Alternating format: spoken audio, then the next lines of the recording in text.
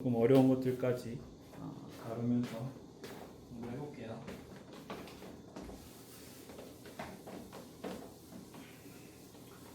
빨리 통합과학으로 수능 보는 거면 이 수능 문제가 한번 나와줘야 되는데 그래야 우리가 한번 방향을 잡아볼 수가 있을 텐데 평가원에서 보는 통합과학의 수능 문제 유형은 어느 정도 난이도인가 이게 빨리 결정이 돼야 학교 선생님들도 그걸 맞춰가지고 문제들 만들고 하실 텐데 평가 문제가 있긴 하지만 아직 그런 게 다 안 정해져가지고 좀 애매한 부분들이 있네. 자, 그렇습니다. 자, 그래서 이어서 해보면 방금 얘기했던 것처럼 이번 다운에서 고난도 파트는 이 농도를 이용한 내용들이 고난도 문제가 된다. 그치? 농도 개념을 잘 이해를 해주는 게 되게 중요하다. 자, 그래서 이제 이번 다운에서 첫 번째 실험으로 나오는 것이 뭐냐면은 실험 첫 번째가 이제 일정량의 산 또는 염기에다가 반대쪽 성질의 물질을 이제 조금씩 넣어주는 이런 실험이 이제 기본적으로 나옵니다. 지금 프린트 48쪽에 나와 있는 내가 들은 예로는 일정량으로 준비된 물질이 NaOH고 그 다음에 조금씩 넣어주는 물질이 HCl이에요. 일반적으로 이제 그냥 기본적인 통합과학 내용에서는 여기 있는 이 둘이 반응을 할 때 이 안에 들어있는 이온들의 개수들이 어떤 식으로 변할까라고 하는 변화 양상 정도만 따지는 게 원래 통합과학 내용이야. 근데 이제 여기에서 고난도 문제가 나오면 우리 아까 얘기했었던 농도 개념까지 섞어서 이제 이렇게 준비된 이 물질이 농도가 어떻게 되는지 그걸 가지고 우리가 다음 실험을 했을 때 어떤 결과를 얻을 수 있는지 이런 예측들에 대한 얘기들이 나오게 되는 거지. 이 두 가지를 모두 같이 해볼 거다. 자, 일정량의 NaOH와 이제 HCl을 조금씩 여기서부터 조금씩 넣는다. 그래서 지금 보면은 이와 관련된 내용들이 있는데 일단 한 가지만 추가를 해서 일정량의 NaOH를 내가 이제 부피를 준비할 거야. 얘가 그래서 40ml가 들어 있었다라는 내용만 내가 추가를 할게. 프린트에 이 내용이 자, 이제 얘를 넣어. 이 안에 넣었을 때 여기 나와 있는 NaOH와 HCl의 이 이온들이 어떻게 변할까를 따져 보는 거야.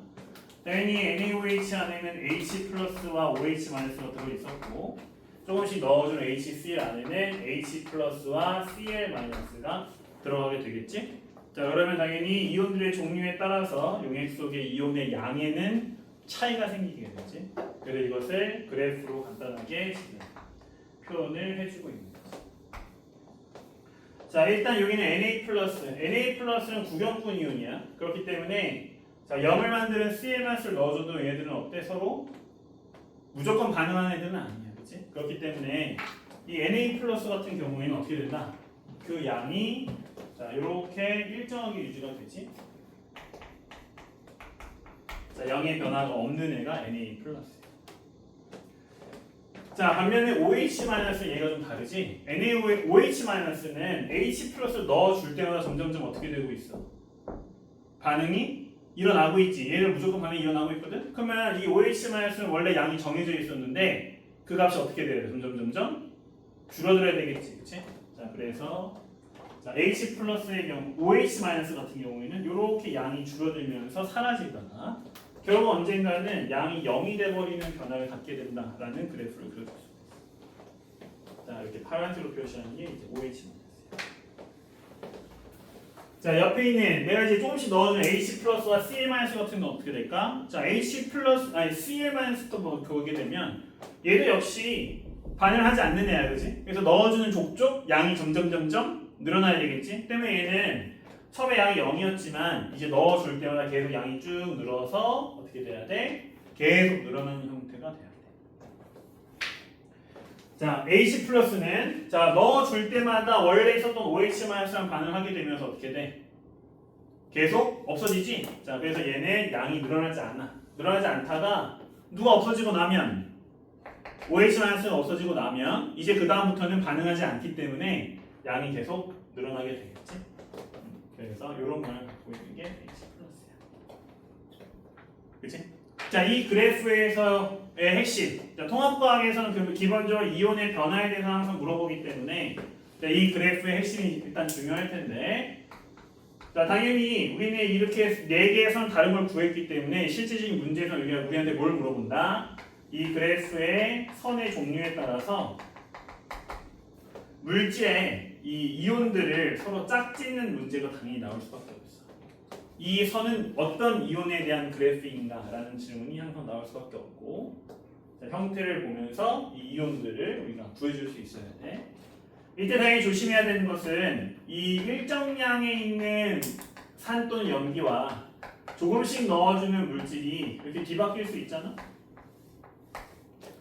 그치? 그래서 자, 이 물질이 누가 일정량 준비되어 있고 누가 조금씩 들어가고 있는지에 대해서 잘 구분을 해주고, 이제 이 물질의 종류에 따라 이온들도 그에 따라 바꿔줘야 돼. 그치? 즉 만약에 얘들이 서로 위치가 바뀌었다면 어떻게 되겠어? Cl-에 들어가는 애는 Na+가 될 거고, Na+에 들어가는 애는 Cl-가 될 거고, H+에 들어가는 애는 OH-가 될 거고, OH-에 들어가는 애는 H+가 되겠지? 이렇게 두 물질이 역할이 바뀌었을 때 같은 선에 대해서 다른 물질이 들어갈 수 있다. 그걸 먼저 생각해 줘야 돼. 이건 별로 중요하지 않은 부분이야. 이 그래프를 그릴 때 규칙이 사실은 몇 가지가 있어. 뭐 대단한 건 아니야. 그치? 여기서 이제 이 그래프를 그리는 규칙의 가장 중요한 것은 바로 이온들의 개수 B를 항상 지키면서 그려줘야 돼. 뭔 얘기냐면 첫 번째 포인트 같은 경우는 여기 처음 시작점. 그치? 처음 시작점의 경우에는 자, Na+와 OH-가 동시에 존재하고 있었던 지점인데, 우리가 알고 있다시피 얘들은 무조건 개수비가 어때야 돼? 얘들은 무조건 같아야 되거든? 그러면 같은 점에서 시작을 해줘야 돼. 자, 그 다음에 여기, 자, 요즘이 굉장히 중요한데 어떤 지점이냐면 H+도 0이고 OH-도 0인 지점이야. 즉 내가 준비했었던 H+와 OH-의 개수가 같아지는 지점이지.